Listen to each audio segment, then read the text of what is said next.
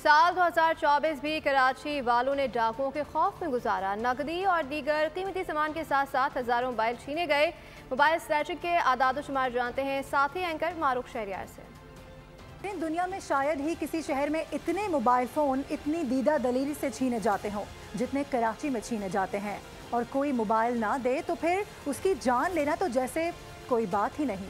साल 2024 में भी कराची में मोबाइल स्नैचिंग उरूज पर रही। मजमूई तौर पर 19,000 से ज़ायद मोबाइल फ़ोन छीने गए। जनवरी में 2305 मोबाइल छीने गए, फरवरी में 1989, मार्च में 1808 और अप्रैल में 1368 मोबाइल स्नैचिंग के वाक़यात रिपोर्ट किए गए। मई में 1420, जून में 1433, जुलाई में 1490 और अगस्त में मोबाइल छीनने की 1737 वारदातें सामने आई हैं।